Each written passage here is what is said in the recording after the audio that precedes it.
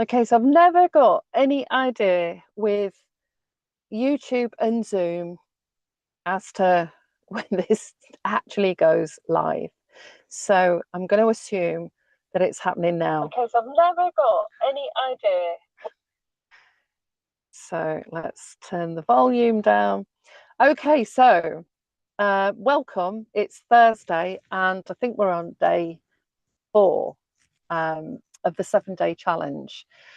So let's check my mic is working. So, as I said, for anyone that was listening last night, we were going to do gratitude, okay? But this is a slightly different version of gratitude than probably most people have heard, or maybe they have, I don't know. So, this is about radical gratitude I want to cover, and I've created a longer video on this that I will be uploading as well. So do make sure you check that out. So radical gratitude, no more wasting time. So gratitude for your vision, your life force, and your time, and the refusal to squander it on orbiting or delaying. Okay. So gratitude is one of the most misunderstood practices out there. We've been taught in spiritual circles, self-help books, and in society to be thankful for what you have. You've got food on the table and a roof over your head, so others have it worse. We've all heard that. And yes, that's true, but there's also a shadow side, a kind of gratitude that was historically used to keep people small, to make the serfs and the slaves bow their heads, be thankful that they weren't starving, and never rise up and claim more. Gratitude twisted into submission, gratitude as control. And this is what I'm talking about here. I'm talking about radical gratitude, the gratitude that wakes you the fuck up and gets you moving forward and taking action on your life. And saying, I'm alive, I have breath, this body, these gifts, and because of that, I will not waste a single day orbiting other people, making excuses, or playing small. Radical gratitude isn't about bowing to what you've been given, it's rising with it. It's saying, I honor myself, I use my gifts, I live fully right now. And because real gratitude fuels action, it makes you bold, it makes you uncompromising, it makes you claim a life that satisfies you, not just a life that feeds you scraps. So gratitude rises, not bows. Don't confuse thankfulness with submission. True gratitude isn't about settling, it's about honoring your life so fully that you refuse to waste it. And this ties with all sorts of different feelings that we can have, from irritation to frustration to getting annoyed with our friends or partners or relationships about different behaviors and attitudes and stuff that we're seeing. Okay. So I wanted to think about radical gratitude as a way of looking at it differently in terms of how we use and honor our time, energy, and space. So gratitude that I'm talking about is not the fluffy kind, not the kind of stuff that we talk about in spiritual circles. This is one that fuels action and wakes you up from the fact that life is short, time is precious. And if you don't step into your dream now, you're wasting the most valuable resource you have. And some of us who have passed midlife or in midlife, I'm not quite sure when midlife starts, really do start to get this sense of how many years we might have in front of us and when we might be able to draw our pension. And the government keeps moving the goalpost. For some reason, we've paid all this money into the system, but we can't access that. And jobs disappear, or people don't want to employ older people. Not saying that that's true, but we start to see things in a different way, especially when we hit midlife. We kind of need to start thinking about, if we're not happy with something, what is actually going on. And so here's the thing. Many of us say we want change. We want to travel, build that business, write that book, heal, fall in love, whatever it is. But what do we do instead? We delay. We wait for the perfect moment. We orbit around other people's plans. We convince ourselves that tomorrow will be easier. But here's the truth. Tomorrow never comes. There is only today. So gratitude is not just writing down a list of nice things. I mean, that's all. It is good. We can all do that. And I feel gratitude a lot about walking around the house and having peace and having sunshine and enjoying some of the things that I do. It's also about recognizing I'm alive and I have breath and I have the power to choose how I use this day. Gratitude is refusing to waste time waiting for trains that never arrive, waiting for permission, and waiting for perfect conditions. So stop orbiting, stop waiting for someone else's timing, approval, or plans. You're living in their world, not yours.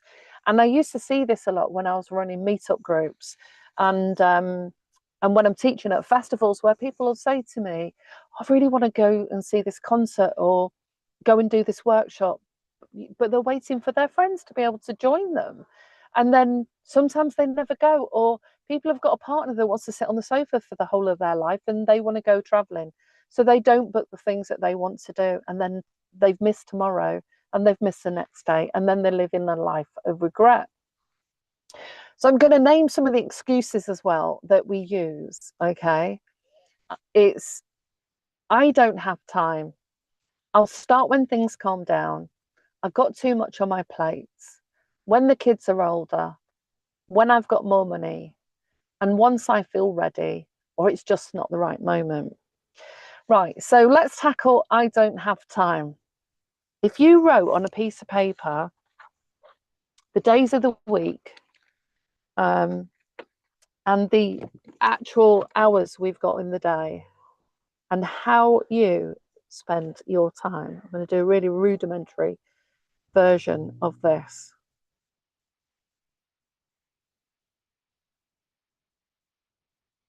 Okay, so say you go to bed at 10 and you get up at 6, and say you work a 9 to 5. So you end up with something like that. You get a Monday to Sunday and you've got the hours in the day. Once you've plotted on there what you actually have to do with some of your time, so say you're working part-time or full-time, and you take out those segments of time, so 40 hours for a full-time job or 15 hours for a part-time job, or the kids are little and you're with them, so you're looking after them. You have to think about, say you finish at 5 o'clock, you've got 5 hours in potentially every night of the week where you could either choose to watch TV, game, go to the gym, or do nothing. So when we actually sit down and have a look at the time that we've got, even when my kids were little and I was running in and out of hospital with them, I was still doing a course and I was still carving out bits of time that I could study and do things. Had to be really organized in order to do that. And when you've got sick kids, your organization does go out the window a few times, especially if you're spending hours in A&E. But a lot of people say, I don't have time, or they're waiting for somebody else to do it with them. Then I'll start when things calm down. Okay, if you're in A&E and you're in a crisis and you're really going through it, then yes, you need to give yourself a chance to come out of stress response system that is overtaxing the mind and overwhelming you, and calm your system down, and then get into this space where you can think properly. And then you look at your weekly plan and you say, where can I add one or two things that will make me feel like I'm moving one step closer to a goal, whatever that goal is. And then some people, yes, that was quite common, waited until the kids got older, or people are saying, I haven't got the money. We can actually set a business up now from our sofa. You need a phone, you can get an eBay account, a school account, you can set up a community. There's so much you can do for your phone when you don't actually have any money that you can make some money on. You can set up my YouTube page, like pay subscription, that is it. It hosts all the videos. I can send people worksheets, I can get clients from that. There's all sorts of ways to do that. I'm not discounting for any moment that there aren't obstacles out there that people have to get through. I get that. I also, my heart goes out to anyone as well that have got chronic illness or fibromyalgia, chronic fatigue. I know that when I've had burnout a couple of times, just the mere fact that I could wake up, cook dinner and get the kids to school and back, and that was all I had energy for at that time, was an achievement. But when we start to get pockets of energy, it's then focusing on, how are we using that? So it's about making one small daily step. Don't wait for a big leap. Don't create one, but just send that one email, make that one call, that one video, make that one decision. Done consistently, small steps change your life. And we've seen this in the research. It's saying it over and over again now. You hear a lot of coaches saying the same thing, where these consistent steps to put into a plan eventually builds up new mental muscle, creates new behaviors. And actually, some of the behaviors that were getting in the way before can just slide to the side. You don't even have to really think about them. But it depends on where you are. And this one is key, is protecting your energy. Stop leaking energy into people, habits, environments that drain you. Every yes to them is a no to your dream. So when you're on a roll and you're focused and you're feeling upbeat and you think, yeah, I'm going to the gym. I've been there now for the next 7 days. I'm going to continue this goal that I've got for another 30 days. And then you spend time with energy people that drain you and you feel depleted afterwards. It affects your motivation and your personal power in way more ways than people realize. And then decide, don't dither. So clarity comes from doing, not thinking. Now, I've been I've spent too long sometimes making decisions and analyze things to death. So I kind of know that this can be a common thing. But if you think about the film that was released on, I think it was Amazon, one of the Black Mirror series called Bandersnatch. If you watch Bandersnatch, and I watched that about 45 times when it came out because I was just blown away by the concept that you're watching the film and then you have the option to make the choice that is presented to you on the screen. And what Bandersnatch sort of shows, there are a lot of decisions that we really mull over that we don't need to. We just make them because, a bit like that program Race Around the World, they've all got the same goal. They're all getting to this final destination, and they're all couples working together, friends or mother and son or whatever. And there are about 5 places they've got to get to on the way to get there. But they've all got a different strategy. They've all got different ways of perceiving what's an obstacle, how they get around it. Some people think, you know what, I'll just go from point 1 to point 2 to point 3 on the bus, on the train, and keep going. Other people say, you know what, I'm going to stop somewhere and actually enjoy the scenery. So are we going for the rabbit, the hare, or the toys? And then other people are saying, actually, I want to have the experience of working and living with this family from this area. And what it's shown time and time again, that program, is that people keep getting to the destination quicker than other people that actually did stop off on the way and do something else. And in fact, I don't think a strategy has been found, because even when they think they've got a plan coming up and they've got no phone and no access to the internet and they don't speak the language, or they speak it a little bit and they've got to deal with all of those obstacles. The program I was watching last night, there was then civil war and they couldn't go to that country at all. So then they had to change the plans. And I know people that are really good at doing that at last minute. And it's an unusual gift of being able to go, here's my strategy. Something comes up, right, I will change my strategy. And for others, they overthink it so much and that thinking's gone to waste. And thinking is energy, all the power that goes into our brain.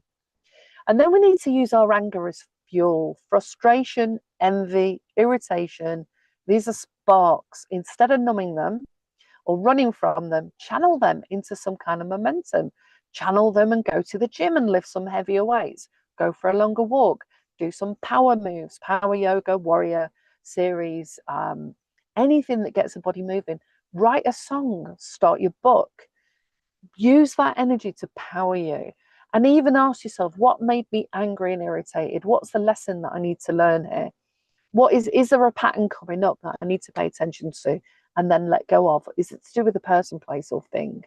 And am I trying to communicate with that person and that communication doesn't go anywhere? Therefore, am I wasting my energy and the fuel in that direction when I should be pulling it back into myself? So radical gratitude. Be grateful for this exact day, this breath, this chance. Gratitude just isn't a list. It's proof for yourself to refuse to waste what you've been given. So how to stop wasting time and step into your dream life, even if you're not aiming. You're like, Mel, what you want about? It's only 7 days. Can I create a dream life in 7 days? Who knows? Who knows what can be created? But I certainly know with all the clients that I work with that mindset is a massive key to shifting the way that the world starts to look for us. Because most of what we perceive is coming through the filters in our mind that is based on our beliefs and values. So sometimes we do need a bit of a excavation into our beliefs and values and see which ones are actually not working for us anymore. So we do one step daily. Don't look for giant leaps. Take one action today to move forward towards your dream. So very simple ones, like I've said on other videos, is your dream is to get really strong and be a bodybuilder. Well, you don't go in and lift 50 pounds straight away. You build up to that. And often when I've gone back to the gym, I've often had the trainer in the gym that says, do 20 minutes on the rowing, 20 minutes on the treadmill, do this, lift these weights, do 3 reps. Well, if you're just rolling off the sofa, that's too much for the body straight away. So break that down and see how your body feels so that you can then go the next day or go in 2 days and get the right advice for where you're at on this time point in your particular journey. Because I'm working with and have clients who are just coming out of burnout. You know, they are just about functioning, managing to hold down a job. And I've got other clients who are coming out of really serious toxic relationships, and other clients who are moving towards creating a life that they want or starting their own business and wanting to know all of the ways that they can approach that work for themselves and get the discipline needed to just keep showing up, getting up. So, like I said, decide, don't dither. There are some things that we overthink. And if you're an overthinker and you worry about everything and you try and make everything perfect and control it all, then one thing goes wrong. And we used to see that, didn't we, on the program? What was it called? Bridezillas. And it was like these brides that were getting married and they wanted the right shade of pink to go with, you know, it just in some cases got really crazy. So when you're truly grateful for your life, for the fact that you exist, and the fact that you exist matters, even if you don't see it, and that you've got a gift and something to give to the world, everyone has. It just depends on how you want to utilize that gift. There's so many ways in doing that. We can't comparison is like the death of your own self-esteem. Don't compare. It's just tap into you and what matters to you and make you your priority so that you are working towards your goals every day, and don't let anything or anyone disrupt that. So today I want you to practice radical gratitude, not the fluffy kind where you just write a lovely list and say, I'm really grateful that I've got a bottle of water or a pack of tarot cards. No, I want this to be more radical because it's a chance to stop wasting time. And sometimes I look back at my career and think about the amount of importance I gave to some things and the conversations and arguments I had about other things and the things that I did do that I undervalued that actually was really important work. So we need to learn from the review that we do of our life, of our relationships, our work, and the way that we exist, but not in a way to drag us down and feel guilty or ashamed for things done and not done, but to learn from that and decide, okay, what can I bring with me moving forward and what can I step away from and let go of and stop trying to keep hold of things that maybe have run out their life course. So this is about thinking about you, your time, your value, what is important to you before. And this is then about prioritizing what goes into your week. You know what has to go into your week, but what else is going to go into your week? You've got 5 friends who contact you. Do you want to give them all some time that week? Or do you want to go to the gym, go for a swim, go shopping and see one friend? Think about how you add people into your space and the other things that you need to do. So the journal prompts, and I'll put them at the bottom of this video because I've now learned that you can do that on the lives, which I didn't know 2 days ago. So they will be under there, but be really honest with yourself. Where are you wasting time? Write down 3 places that you orbit others, and orbit is just waiting for other people to make their decisions, waiting for them to finish shopping, waiting for them to come back round or whatever. And where do you wait around and delay action?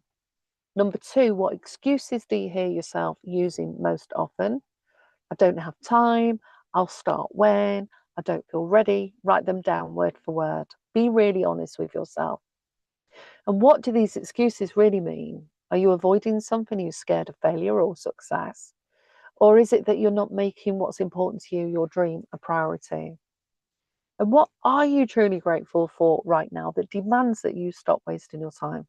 So if it's your health, then are you doing some yoga? Are you going to the gym? Are you going walking? If it's freedom, are you getting the Google Maps out and thinking, you know what, I'm going to use my free bus pass and go and travel around the backs of London? I've not been there before. Freedom. What about your creativity? What ideas have you got that you could turn into songs and poems and books and put them online and somebody else enjoy them, or put them in a special journal and keep them for somebody in the family or just for yourself? And what about your resilience? How are you building that up? How are you building up your mental muscle? And what other skills could you be building at the moment for something you don't know about? I know that when I started my podcast a few years ago, that there was so much that I couldn't understand, wrap my head around, like how to post things up, how to how to do the description, thumbnails.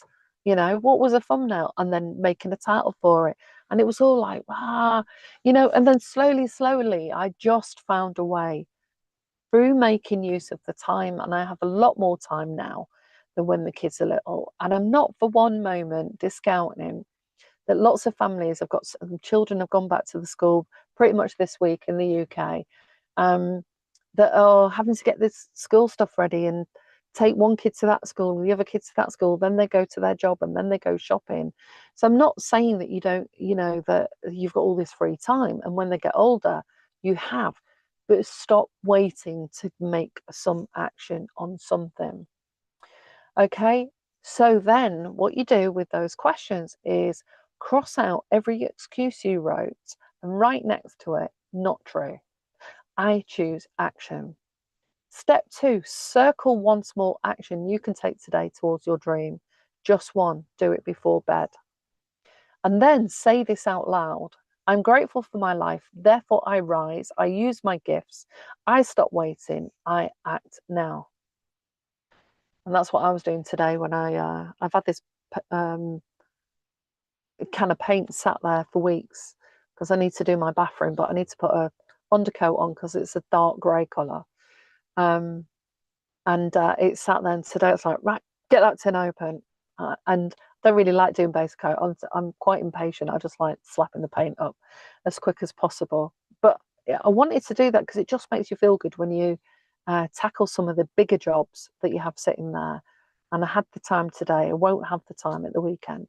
So it was important to try and fit it in.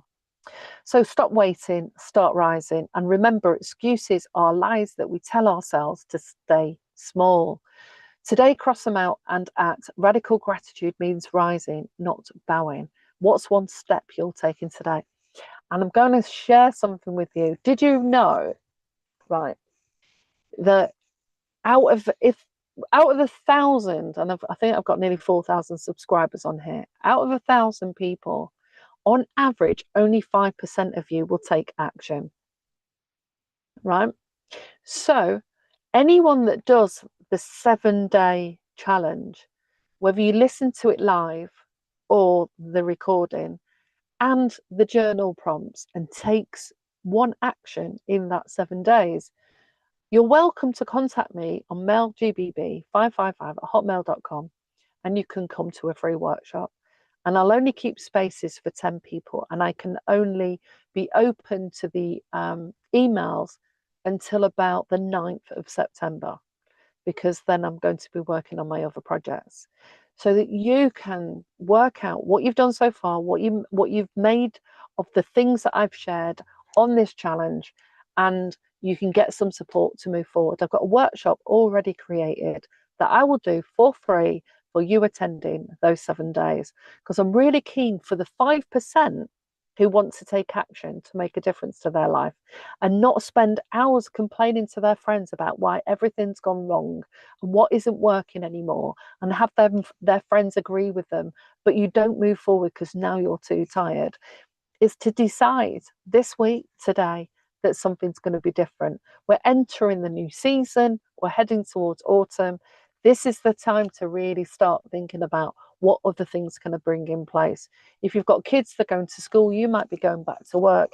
It's a great time to get your plan. And things like these practical things that you draw in your diary, using the well-being wheel, setting a goal that is aligned with where you are right now so that you don't feel overwhelmed and you can manage the rest of your life. It's kind of how I work with people. Okay. So, like I said, the truth is that most people will nod, agree, and do nothing. And so I set myself this live challenge because I wanted a 7-day challenge and I wanted to do something like this. So I'm showing up for the challenge that I wanted to set for myself. And then hopefully people tune in, they listen, they get something from it. But the 5% of you that act, like I said, email me so that you can come to this private workshop, have that one session. It'll be a couple of hours, and I'll do that in the next couple of weeks. I'll send out a couple of time slots.